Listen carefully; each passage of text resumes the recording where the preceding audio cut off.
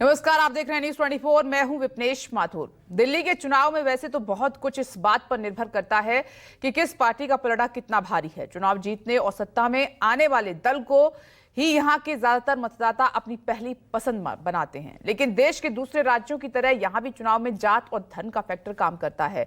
ये कहना गलत नहीं होगा, तभी तो आम आदमी पार्टी के मुखिया अरविंद केजरीवाल ने जाट समाज को साधने के लिए एक बड़ा दांव चल दिया है और इसके अलावा मुस्लिम वोटर भी दिल्ली की सत्ता तय करने में अपनी अहम भूमिका निभाते हैं।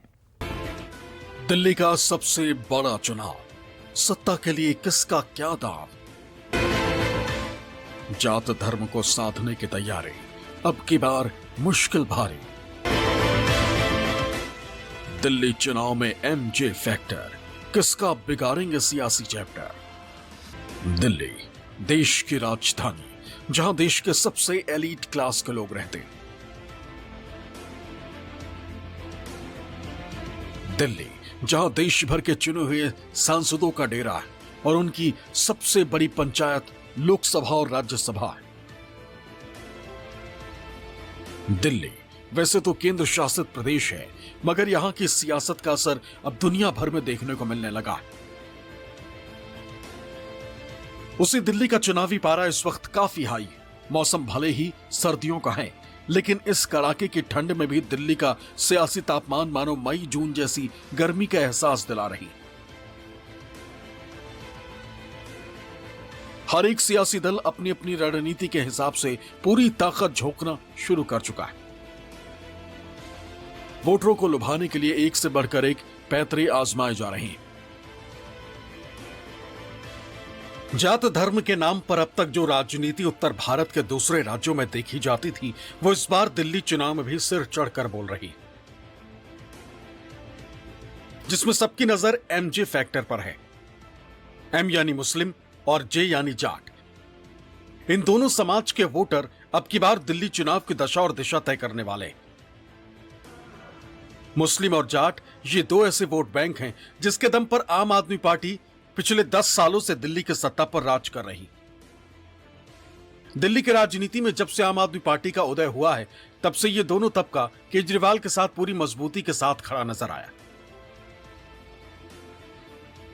यह मुस्लिम और जाट वोट बैंक का ही नतीजा है कि केजरीवाल की आम आदमी पार्टी पिछले 2 चुनावों में ऐसी जीत हासिल कर चुकी है जिसकी कल्पना कर पाना भी कई सियासी दलों के लिए नामुमकिन सा है। आपको सबसे पहले दिल्ली में मुस्लिम वोट बैंक का समीकरण समझाते हैं। दिल्ली की कुल आबादी में तकरीबन 12% से ज्यादा मुसलमान वोटर अपनी भागीदारी रखता है। जाहिर है हर पार्टियों की नजर मुस्लिम वोटों पर गड़ी हुई। दिल्ली की 70 में से 12 सीटें ऐसी हैं जहां मुस्लिम वोटर्स की बड़ी तादाद है। इनमें सबसे टॉप पर सीलमपुर है, जहां 50% से ज्यादा मुस्लिम मतदाता है। इसके बाद नंबर आता है मटिया महल का, जहां 48% मुसलमान वोटर है। वहीं ओखला विधानसभा सीट पर 43%, बल्ली मारान में 38%, मुस्तफाबाद में 36% और बाबरपुर में 35% वोटर मुस्लिम समुदाय से आते हैं। जाहिर है ये वोटर जिस तरफ भी अपना रुझान दिखाएंगे, चुनाव नतीजों का रुख उस ओर अपने आप मुड़ जाएगा। इसके अलावा कुछ ऐसी सीटें भी हैं जहां मुस्लिम वोटर निर्णायक भूमिका में होते हैं, जिसमें सीमापुरी में 25%, गांधीनगर में 22%, चांदनी चौक में 20%, सदर बाजार में 20%, विकासपुरी में 20% और करावल नगर में भी 20% मुस्लिम मतदाता रहते हैं। साल 2020 में दिल्ली में हुए विधानसभा चुनावों में 12 में से 10 मुस्लिम बाहुल्य सीटों में आम आदमी पार्टी ने एक तरफा जीत हासिल की थी। पूरी लड़ाई के दौरान ऐसा एक बार भी नहीं लगा कि आम आदमी पार्टी की टक्कर में कोई दूसरी पार्टी खड़ी होती है। दरअसल दशकों से मुस्लिम वोटरों की पहली पसंद बनी रही कांग्रेस उस दौरान तीसरे नंबर की पार्टी बन गई थी। लेकिन इस बार जिस तरीके से दिल्ली में दिलचस्प चुनावी लड़ाई दिख रही है, तो ऐसे में यह भी माना जा रहा है कि कांग्रेस अपने वोट बैंक को फिर से हासिल कर सकती है। मुस्लिम बाहुल्य इन 12 सीटों पर पिछले कुछ चुनावों का नतीजा देखें तो 2013 में कांग्रेस को 12 में से 6 सीटों पर जीत हासिल हुई थी। वहीं आम आदमी पार्टी को 3 और बीजेपी को 2 सीटें नसीब हुई थी, जबकि 1 सीट अन्य के खाते में गई थी। लेकिन अगले चुनाव यानी 2015 में पूरा समीकरण ही बदल गया। कांग्रेस का खाता भी नहीं खुला और कांग्रेस की कब्जे वाली सभी मुस्लिम बाहुल्य सीट आम आदमी पार्टी के झोली में आ गई। इस चुनाव में आपने शानदार तरीके से 11 सीटें जीती, जबकि एकमात्र सीट बीजेपी को मिली थी। लगभग यही समीकरण 2020 में भी रहा। इस चुनाव में भी कांग्रेस शून्य पर ही आउट हो गई। वहीं 1 सीटों के नुकसान के साथ आम आदमी पार्टी के खाते में 10 सीटें आईं, जबकि बीजेपी 1 सीट बढ़कर 2 पर काबिज हो गई। इस बार भी कयास लगाया जा रहा है कि मुस्लिम वोटर्स आम आदमी पार्टी के पक्ष में दिखाई पड़ेंगे। हालांकि ये इस बात पर निर्भर करता है कि कांग्रेस अपने घोषणा पत्र, चुनाव अभियान और साथ ही साथ उम्मीदवारों को किस तरीके से संगठित करता है। अगर कांग्रेस पूरी ताकत के साथ इस चुनाव में उतरती है तो जाहिर तौर पर ये आम आदमी के लिए बड़ा झटका हो सकता है, क्योंकि इतिहास ये कहती है कि मुस्लिम वोटर्स बीजेपी को टेढ़ी नजर से देखते हैं और उनके उम्मीदवारों को हटाने या हराने के लिए वो उसी उम्मीदवार को वोट देते हैं जो कि मजबूत दिखाई पड़ते हैं। लोकसभा चुनाव के नतीजों पर नजर डालें तो दिल्ली की इन 12 मुस्लिम बहुल सीटों में से 7 पर कांग्रेस आगे रही, तो वहीं 3 पर बीजेपी और 2 सीटों पर आम आदमी पार्टी को बढ़त मिली थी। ऐसे में आम आदमी पार्टी की धड़कनें मुस्लिम वोटर्स को लेकर काफी तेजी से धड़क रही। लेकिन मुस्लिम वोटर्स क्या सोचते हैं वो भी सुन लीजिए। दिल्ली में तो देखा जाए तो सच्चाई तो ये है कि केजरीवाल जो फैसिलिटी दे रहा है तो उससे पहले कांग्रेस की सरकार भी थी, सेंट्रल में भी, दिल्ली में भी, बीजेपी की भी रही है। जो केजरीवाल साहब ने जो अब फैसिलिटी दी है उन लोगों ने नहीं दी। अच्छी सुविधा देते हैं, लाइट है, बिजली है, पानी है, अब 2100 रुपए का लाभ भी दे रहे हैं महिलाओं को। बहुत अच्छा काम करते हैं और बहुत बढ़िया सरकार चल रही है दिल्ली के अंदर। अभी तक तो हमें सरकार यहाँ पे इस मोहल्ले में तो दिखा नहीं आम आदमी पार्टी का। हमें अगर दिखा तो क्या नाम है, कांग्रेस का सरकार के टाइम पे सड़क वड़क सब कुछ बने हैं, बाकी तो कुछ भी नहीं बना। दिल्ली चुनाव में मुस्लिम मतदाता भले ही आम आदमी पार्टी की तरफ अपना एक तरफा रुझान रखता हो, लेकिन अब की बार केजरीवाल एंड टीम को मुस्लिम बहुल इलाकों में थोड़ा टेंशन जरूर हो रहा है।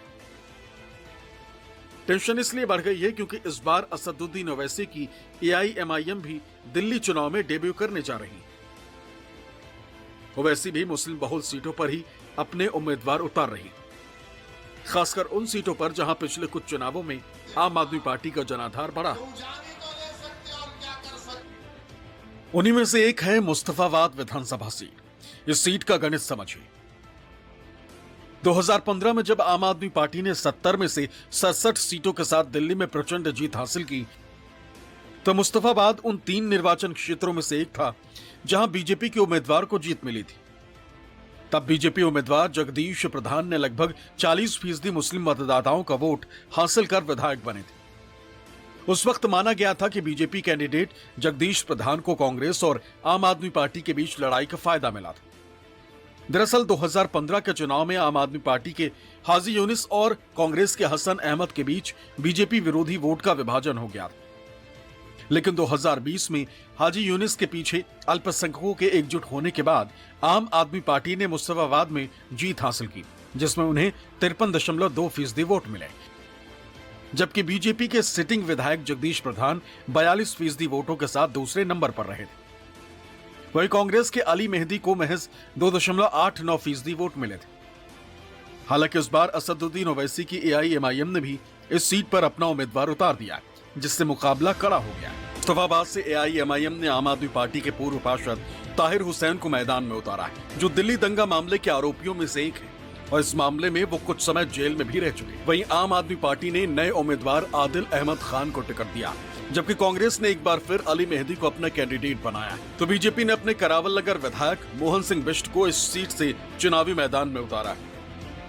दिल्ली में जितनी विधानसभाओं में जहां पर अल्पसंख्यक समाज, खास तौर से मुसलमान रहते हैं, आप जाकर उन इलाकों को देख लीजिए। मीडिया से मैं रिक्वेस्ट को जाकर देखिए, वहां पर क्या बुरा हाल करके रख दिए। दिल्ली का कचरा लाकर जहां पर अल्पसंख्यक समाज के मुसलमान रहते हैं वहां पर लाकर उसको फेंकते हैं। ये इनका जो बड़ा ड्रामा होता है केजरीवाल का कि हम क्लिनिक बनाए, स्कूल बनाए, कहां बनाया तुमने बताओ, जहां पर अल्पसंख्यक समाज के मुसलमान रहते हैं। और तुम्हारा जो सरकार का जो परफॉर्मेंस है डेवलपमेंट सब झूठा है, बकवास है। जाकर आप देखिए वहां पर जहां मुसलमान रहते हैं। माना जा रहा है कि अब की बार के चुनाव में असदुद्दीन ओवैसी की पार्टी भी बड़ी तादाद में मुस्लिम वोट अपने साथ कर सकती है, जिसका सीधा नुकसान आम आदमी पार्टी और कांग्रेस को होने वाला है। माना यह भी जा रहा है कि अरविंद केजरीवाल और आम आदमी पार्टी का हिंदुत्व की ओर झुकाव भी इस बार के चुनाव में उनका खेल बिगाड़ सकता है,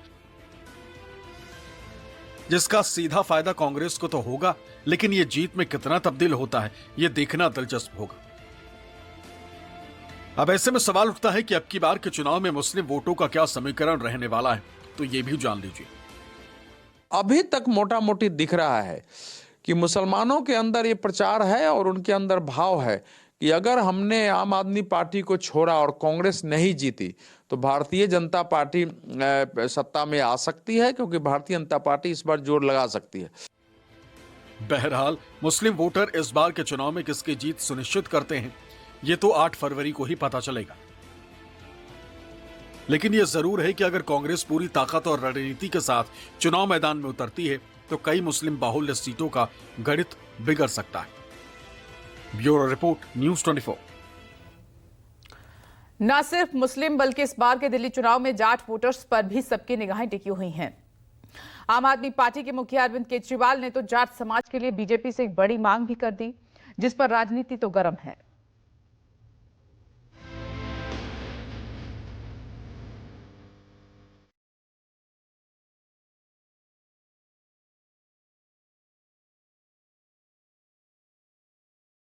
दिल्ली के जाट समाज के साथ प्रधानमंत्री श्री मोदी जी ने, गृह मंत्री श्री अमित शाह जी ने और भारतीय जनता पार्टी ने पिछले 10 साल से बहुत बड़ा धोखा किया है।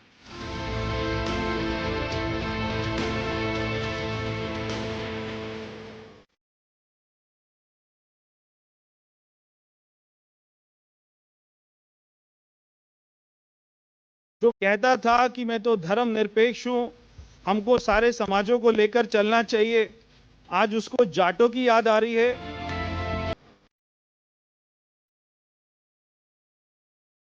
दिल्ली की राजनीति में जाट समाज का अपना एक समृद्ध इतिहास रहा है। आउटर दिल्ली यानी दिल्ली के गांव देहातों में अपना खास दबदबा रखने वाला जाट समाज प्रदेश की सियासत की भी दशा और दिशा तय करता है। दिल्ली की आबादी में जाट समुदाय की संख्या तकरीबन 10% है।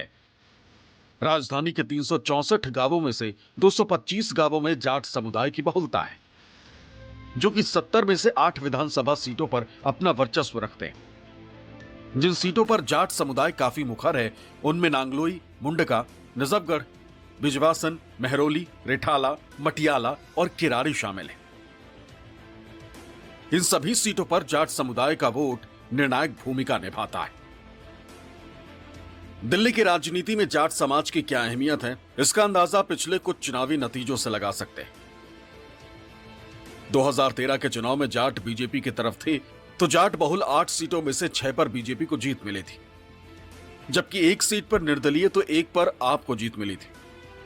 लेकिन 2015 में समीकरण बदल गया। इस चुनाव में जाटों ने एक तरफा आपको समर्थन दिया था, जिससे सभी 8 सीटों पर केजरीवाल के प्रत्याशी को जीत मिली थी। इसके बूते आप 67 सीटों पर जीत हासिल करने में कामयाब रही थी। मगर 2020 के विधानसभा चुनाव में जाट बट गए।